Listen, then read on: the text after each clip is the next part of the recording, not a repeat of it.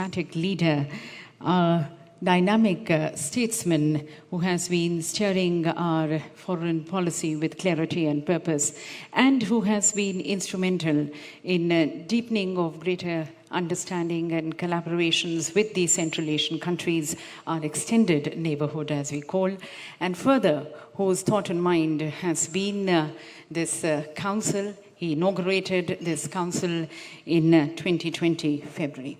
So please join me, ladies and gentlemen, as I request Dr. S. Jaishankar, the Honorable External Affairs Minister, Government of India, for his address. My very distinguished colleagues from Central Asia, Shri Shubhrakant Panda, Shri Vipul Tuli, ambassadors, distinguished business representatives, delegates, friends. Namaskar, good day, Dobry večer. It's a great pleasure to join you all at the India Central Asia Business Council. I thank FICCI, the organizers, for their excellent arrangements. Friends, the presence of Indian and Central Asian business participants in such significant numbers today is a sure indicator of mutual interest in forging stronger B2B ties between India and Central Asian nations. It is also a statement of the importance that business communities in all our countries attach to this business council.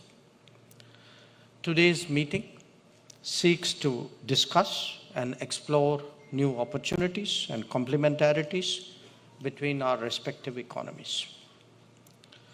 Now, India's trade and economic ties with Central Asia over the last decade have actually shown a very strong positive trend. Mutual trade was less than $500 million a decade ago in 2014. And I must tell you, Mr. Panda, our numbers are a little higher than yours. So what we have collectively is actually a trade volume which is almost touching $2 billion. However, this figure does not reflect the full potential. The need to address this is today even more urgent because of the uncertainties of the international economy.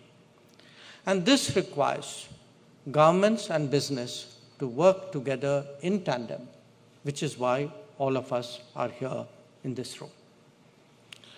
Now, with that broad context, let me highlight three objectives before us.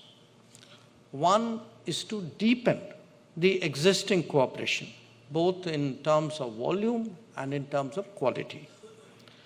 There's already, I think, a recognition in each other's countries, in each other's economies, of the players and of the products. But we must build further on that foundation. And a very good example here is actually of the pharmaceutical sector. Two, we need to diversify our trade baskets so that all of us have more options, we have more competition, and in a way, we are looking for new opportunities. And I would like our friends from Central Asian economies to appreciate that an economy today, which is bigger, which is in excess of $4 trillion, which is growing at 6 to 8% annually, it will create new demands for products, for services, and even I would say in a way, new demands out of more prosperous lifestyles. So there are many things we could be doing, we should be doing, which perhaps we have not looked at in the past. So this looking beyond the currently traded goods and services is essential really to envisage and realize new opportunities. And the third is that we need to introduce greater sustainability and more predictability in our economic interactions. And that means more long-term contracts and arrangements, cross-investments, joint ventures, And certainly sectors like energy, whether we are talking uranium, whether we are talking crude oil, even potentially gas, whether we are looking at mining, if you are talking about coal, or if we are discussing fertilizers, I think these are all relevant examples to reach really long-term understandings between us. So how do we do this? And I have five solutions here really to suggest.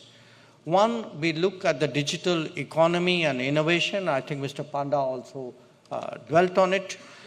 We are meeting at a time when e-commerce platforms, blockchains, cross-border digital payments are transforming the way the world interacts, trades, and affects payments.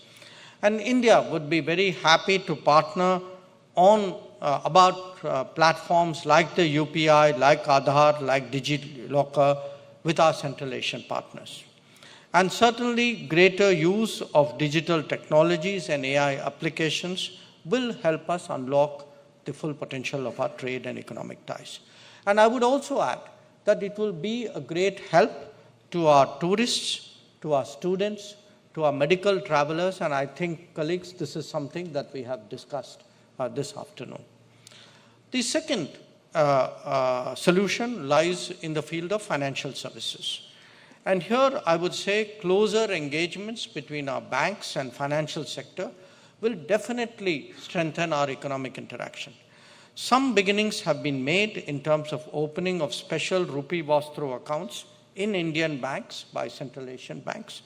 And there's also been some discussion about use of UPI, Unified Payment Interface. I would certainly support that very strongly, as also the steps we could take to facilitate mutual settlement of trade in our national currencies. The third, which I referred to earlier, is healthcare and pharma. Today, India supplies about 60% of generic medicines globally.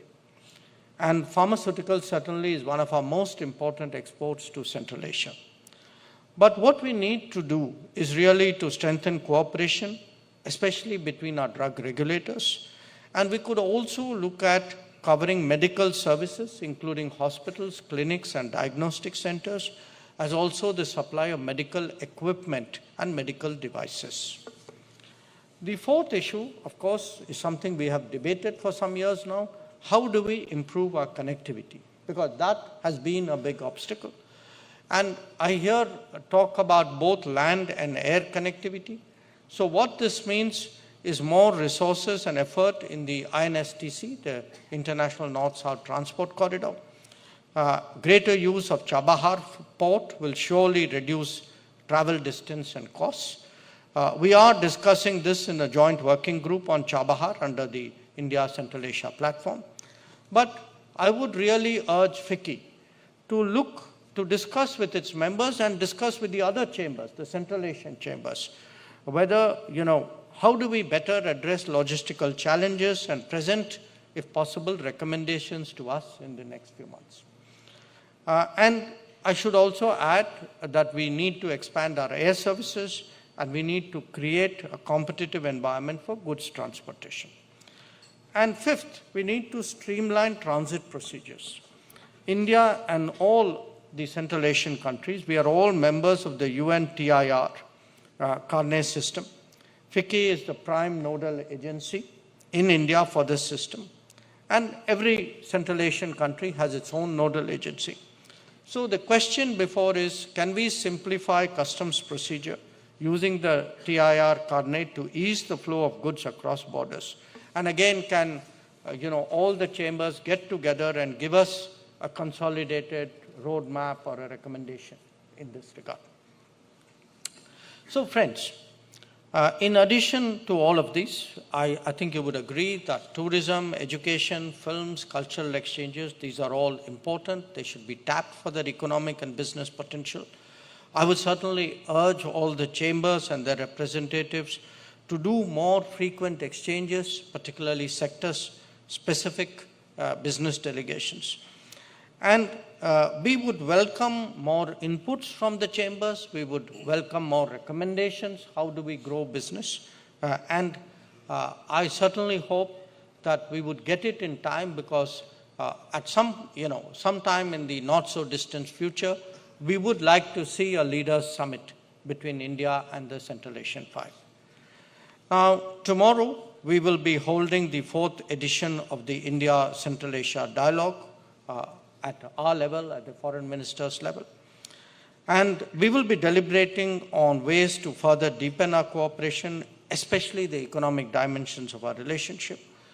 I would hope that from today's meeting, from the deliberations of the Business Council, very specific recommendations are made available to us. I wish the Business Council all success. And once again, I would like very much to appreciate the fact that my counterpart colleagues from Central Asia have all taken the time from busy schedules. They've come here in time to participate at this council meeting. I think that itself sends a very serious and a very positive message to all of you. Thank you very much for your attention. Thank you, Honourable Minister Sir, for guiding the Council